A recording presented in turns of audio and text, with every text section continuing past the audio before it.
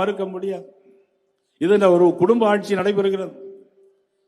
மதிப்புக்குரிய கலைஞர், அதன் பிறகு திருப்பதி ஸ்டாலின் அவர்கள், அதன் பிறகு உதயநிதி ஸ்டாலின் அவர்கள், அதுக்கப்புறம் இன்னும் பட்டியல் வச்சிருக்காங்க இன்பநிதி ஸ்டாலின் அவர்கள், அது பிறகு சுயநிதி ஸ்டாலின் அவர்கள். இப்படி ஒரு குடும்ப ஆட்சி நடத்துவதற்காக ஒரு அரசு ஒரு கூட்டணி நடைபெற்றுக் கொண்டிருக்கிறது. திருமாவளவன் அவர்கள் கூட சொல்கிறார்கள், நாங்கள் போராட்டம் நடத்துவோம் என்று. நான் கேட்கிறேன் மதிப்புக்குரிய திருமாவளவன் அவர்களை பார்த்து, வேங்கவேலில் ஒரு சம்பவம் நடந்ததே, அதற்கு நீங்கள் ஏதாவது போராட்டம் நடத்தினீர்களா அந்த அரசை எதிர்த்து? இல்லை. காரணம் கூட்டணி. கூட்டணி எப்படியாவது ஓட்டு வாங்க வேண்டும், சீட்டு வாங்க வேண்டும், இதற்காக ஒரு கூட்டணி இருக்கிறது. ஆனால் மக்கள் பார்த்து கொண்டே இருக்கிறார்கள்.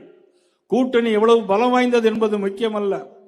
எத்தனை கூட்டணி வந்தாலும், எவ்வளவு பணங்கள் செலவு பண்ணாலும் வெற்றி பெறுவது தர்மம் நிச்சயமாக வெல்லும் என்பதை பல தேர்தல்களில் நான் பார்த்திருக்கிறேன்.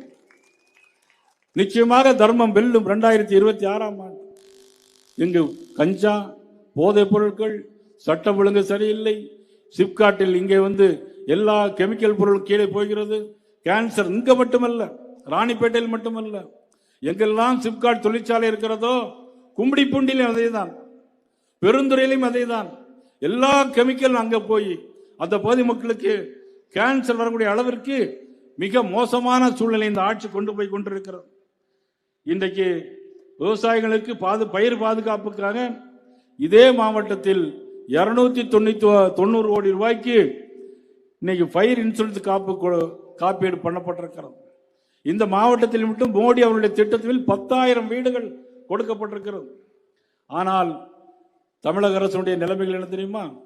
பாலியல் வன்கொடுமை 10% பெண்கள், குழந்தைகளுக்கு எதிரான பாலியல் வன்கொடுமை, 55% பெண்களுக்கு எதிரான வன்கொடுமைகள், 70 வயது பெண்கள் ரோட்டில் நடமாட முடியவில்லை. அவ்வளவு மோசமான ஒரு சூழ்நிலை.